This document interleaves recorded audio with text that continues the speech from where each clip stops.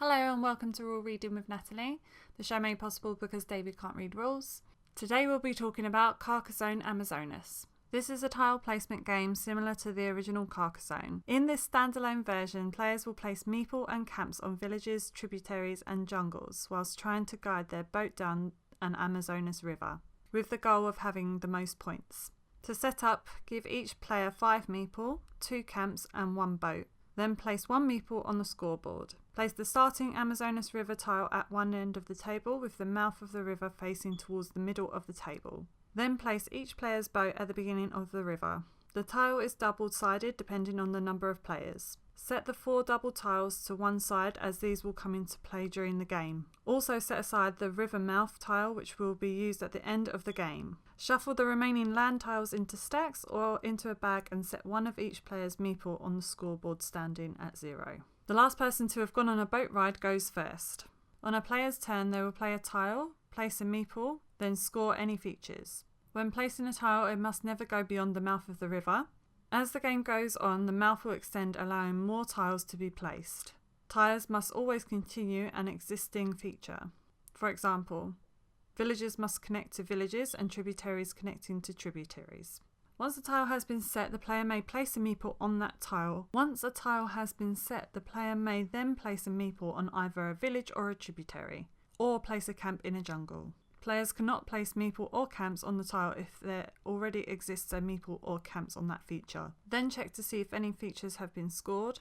Villages will need to be closed off and score 2 points for every tile and additional 1 point for each fruit basket. Tributaries will need to be closed off on both ends by connecting to the Amazonas River, rock or loop round to itself. Players score 1 point for each tile the river runs through, as well as 1 additional point for each fruit basket. Occasionally features will finish with more than 1 meeple in them. If this happens, all players on the feature score the same points. If a player has more meeple than their opponent on a feature, that player scores all the points, with the other player scoring none. Unlike villages and tributaries, camps placed in jungles permanently stay on the board until the end of the game, where they will then score points. Some tributaries also show boat icons. When a player places a meeple where there's 1 or more boat icons, move that player's boat 1 space forward down the river for each boat icon. This rule also applies when placing boat icons on other players' features or adding boat icons to existing features.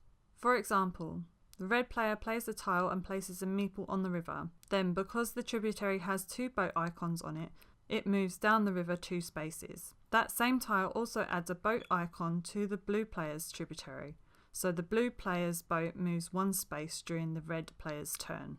During your turn, if you choose not to place a meeple, you also move your boat forward 1 space down the river. There are 3 special river tiles with exclamation marks on them which trigger the special Amazon scoring phase.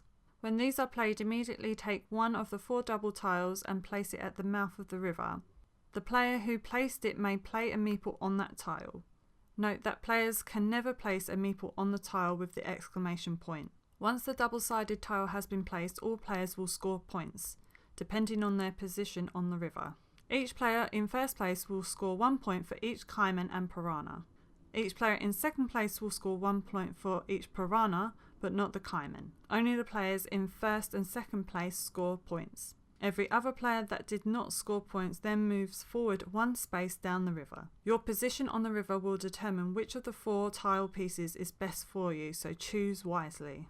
There are some normal land tiles which also depict caiman and piranha. These also trigger Amazon scoring, and players score points the same way as the double tiles.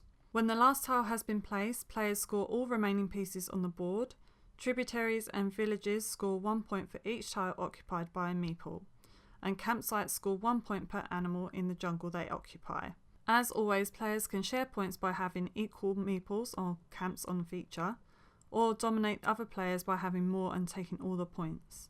Once all meeple and camps have been scored, place the river mouth tile at the end of the river.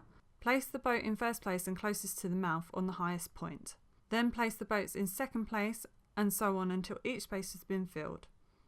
Points and spaces change depending on the number of players. Score all points on the scoreboard, with the victor being the player with the highest points.